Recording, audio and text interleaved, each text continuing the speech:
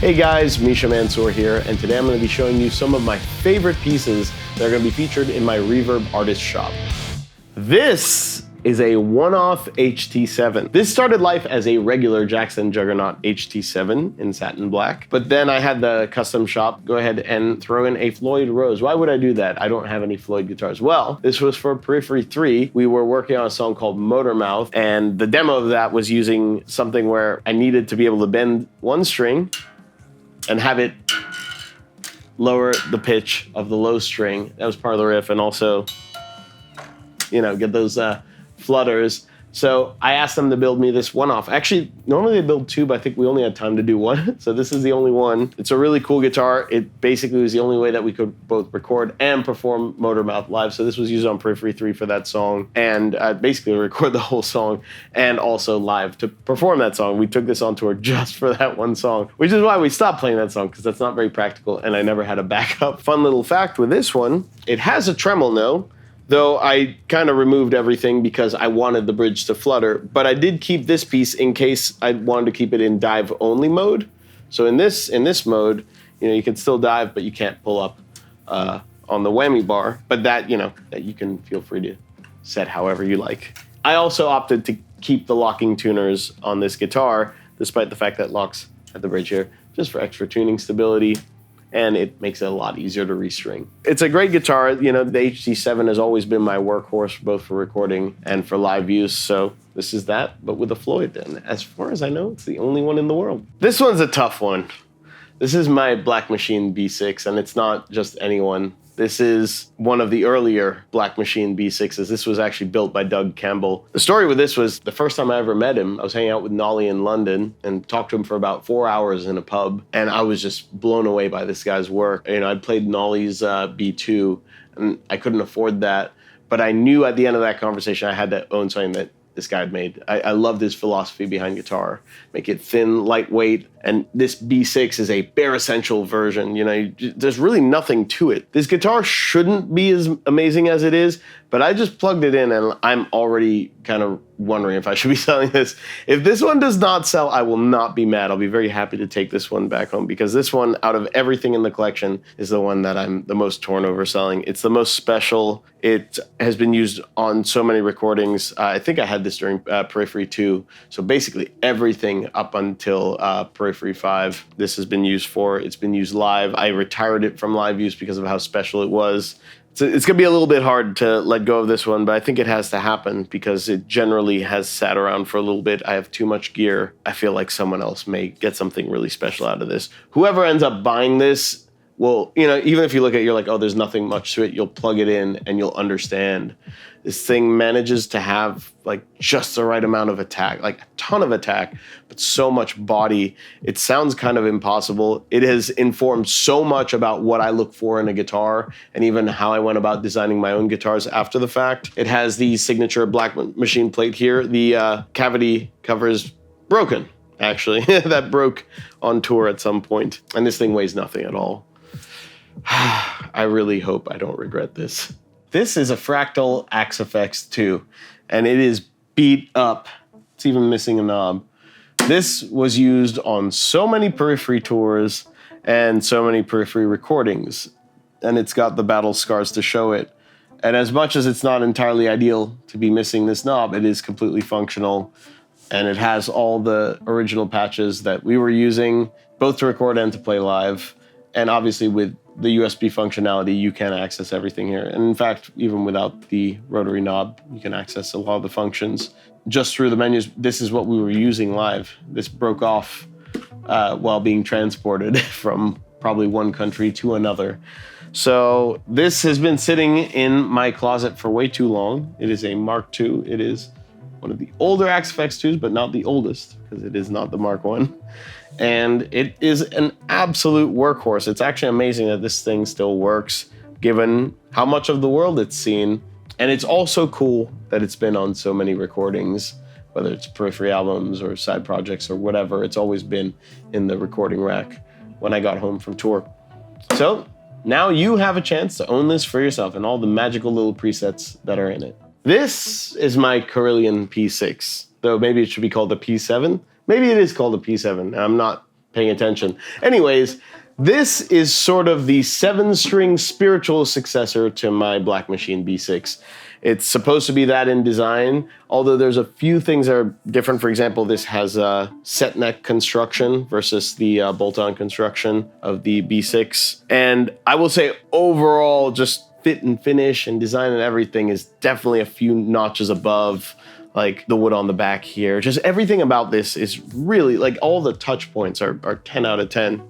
As a guitar, it's very lightweight, and this 7-string probably has more attack than any 7-string, not only in my collection, but that I've played.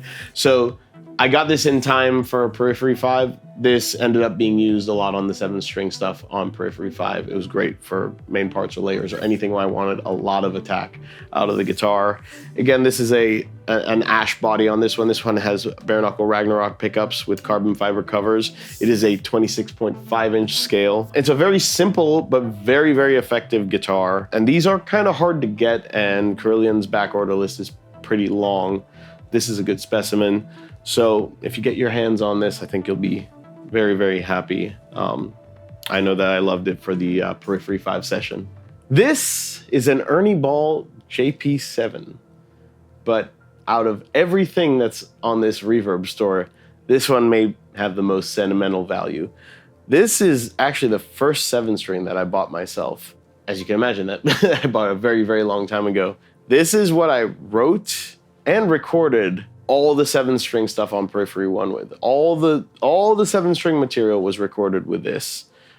So much demoing happened with this, and this was used on some tours, but because of its sentimental value, I stopped touring with it basically as soon as I could.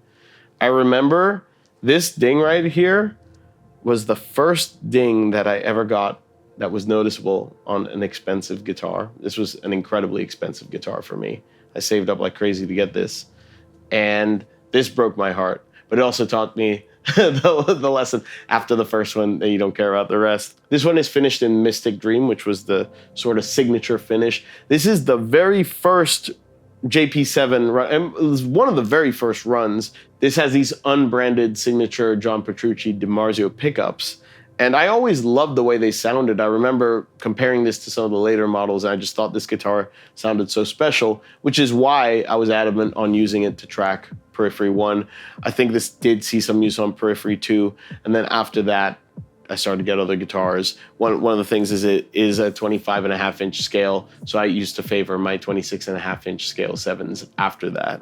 But man, what a special guitar. As I said before, from a purely sentimental point of view, this one is probably the one that's going to hurt the most to let go of.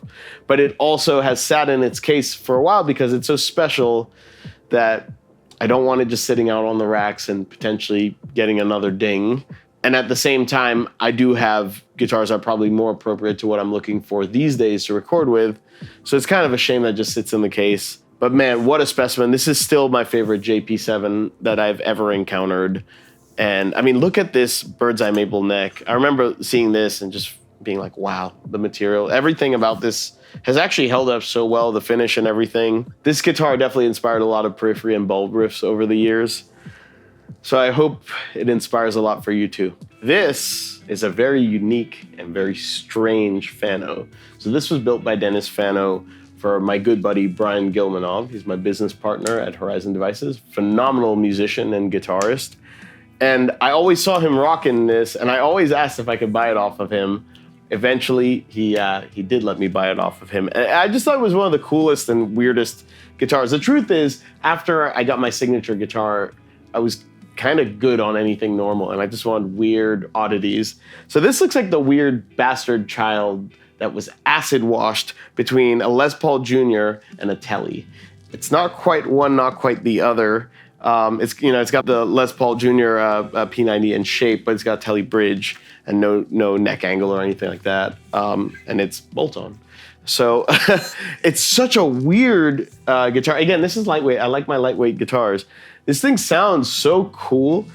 He actually, Brian flipped this around, so this will actually be the neck pickup. That'll be the bridge, just so it'd be kind of out of the way. And I liked it like that, and I thought it made it even more quirky, so I left it like that. This is definitely not a guitar you have to be careful about leaning up against anything. Like the finish, I guess is love or hate. I think it's so cool. It looks like nothing else out there. And I don't really have a guitar that sounds like this. I usually keep this tuned to drop D or E standard. So I've used this for parts on albums, layers, or things like that, where I just want kind of a different sound. My Bulb solo album, just demos and whatever. It's seen a lot of use. I have not played with this live. It's a little bit special. But if you want a really unique guitar, this is the one to grab. This is a very, very rare Jackson Juggernaut USA HT6. This one is finished in this beautiful orange, and this is actually a fallout guitar, or it's to help with fallout. Basically, every now and then we'd have these quilt tops on that run that were kind of ugly. It's what Gibson did with gold tops, as I understand it. And you have a knot, or you have something that you can't put out. Well, don't throw the guitar away. You put a nice solid color on it, and you can salvage the guitar. As a result, there wasn't really a run of this. It was just a handful of these that were made to sort of revive the fallout. But what's really cool about it is that all of them had intact edges, of course, because most of the top is usually fine. And if you were to scrape it off, you get a really, really nice quilt top underneath. So I had them tape it off so that you could still see that there's a very nice quilt top underneath. Kind of just looks like quilt binding, but all it is just taped off. This guitar also has a ton of mojo. When I knew we were making these, I was like, I'd like 1.6 and 1.7. Don't know where my 7 is right now. It's probably in storage somewhere. But this one I have with me because I used it on Periphery 3. I used it to actually record the Marigold playthrough, and I used this live a lot, and I used this to record with because it just sounded fantastic, and it's a great feeling guitar. I also think this color is really cool. Actually, looking at this now, because it's got a slight pearl to it, I'm kind of wondering if we should bring this color back. We kind of have a gloss orange HT7 out there in the Pro Series, but that's a lot more obnoxious. This is kind of a classy, satinized pearl orange, and I think it looks really, really cool, especially if you're into Halloween colors, because we got the black accents. Anyways, this is a very special and rather rare guitar. I really haven't seen many of these out there. I wouldn't be surprised if the amount of HT6s are in the single digits, maybe barely into the double digits. So here's your chance to own a very rare and very cool guitar. This gorgeous thing is a PRS Modern Eagle 1. I believe it's from 2006. And this one actually does have a weird amount of sentimental value for me, and I'll tell you why. Back when I was pretty broke and way too broke to afford one of these, I walked into a shop in the DC area and I saw a Modern Eagle in faded denim blue in a case, couldn't touch it, definitely was not allowed to play it. And I saw it and I saw the price tag on it. I was like, well, I'm never gonna own one of these. But if I ever have the money, I sure would love to. Eventually, I was able to find a pretty good deal on this one. Now, what's interesting is that this is actually faded denim blue. It's just faded denim blue. And this is, the only evidence of it is actually, might not be able to see it too much without taking the bridge off, but if you do take the bridge off, you can actually see the original faded denim blue. It's just faded under this, what I'm guessing is very thin nitro finish. And it's faded into this really cool acid green color. This is back when PRS was just doing the best tops, because I don't know if all Modern Eagles counted as 10 tops or not. It's not actually listed as one, but look at this top. I mean, this is beyond anything that a 10 top would be nowadays.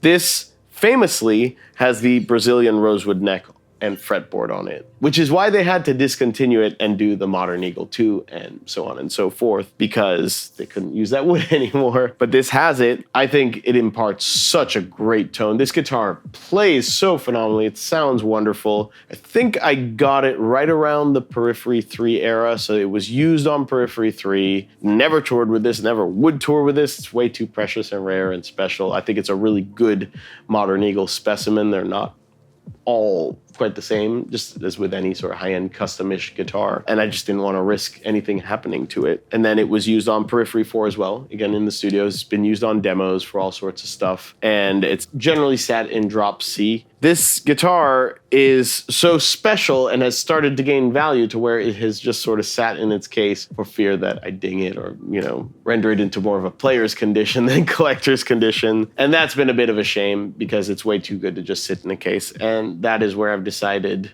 especially with seeing the values and how much these things are starting to command. Probably should just sell it and let someone else enjoy it. Now, I did upgrade the pickups to my bare knuckle Juggernauts because personally, I am not a fan at all of the Modern Eagle 1 pickups, but I do have them. They are in the original case, as is an adjustable bridge, which I got because this is not adjustable. But as it turns out, I like the sound and feel of this one a lot better. So that one comes with the guitar, but this is the setup I recommend, these pickups and this bridge.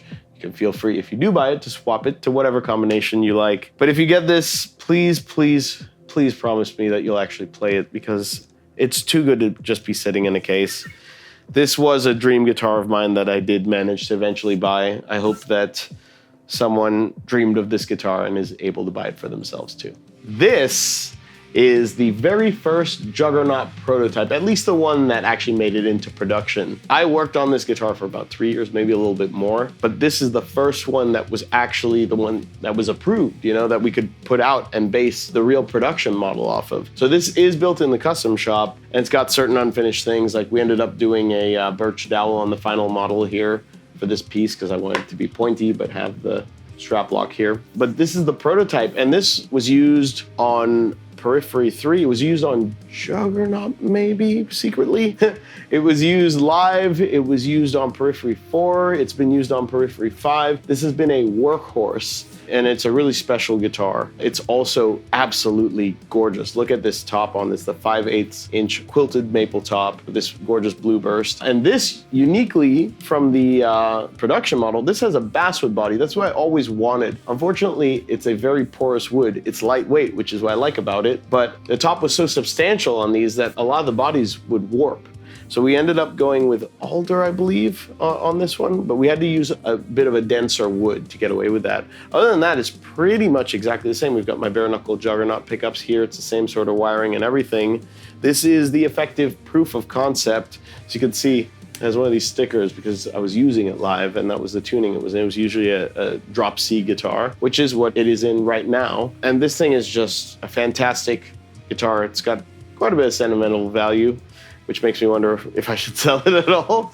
But I have too much stuff. I really, really, really have too much stuff. So on the chopping block this one goes, I really do hope this guitar makes someone happy because it has inspired so many riffs over the years for me. I really hope it continues to do good work in someone else's hands. This amazing looking guitar is a Sir Modern. I've owned a few Sirs over the years. This is the one that I've kept because this one had all the mojo. In my experience, Sirs have been kind of hit or miss, but this one is really incredible. I got this one from the Music Zoo, if memory serves. I have a friend there, Jordan, who really knows his stuff, and he knows what I like, and he was like, you're gonna want this one. In fact, I was shopping for one that I thought looked nicer, but he was like, this is the one that's got the mojo. It's lightweight, which it is, and it's got this gorgeous roasted maple neck on it. This relic job, I mean, whatever you think of it, like I think it looks really cool, but it does mean that there's very little finish, and it's a very resonant guitar. It has so much attack, this guitar. I've kept it in E standard. I've used it for demos, I've used it for layers and whatever. Because of the tuning, it will not be a main guitar for Periphery, but it was used on the solo album, again, for layers and stuff. And this is one of those guitars I just love to pick up and play because it plays so well. It's just a great little jam guitar. It's also a fantastic example of a Sir Modern.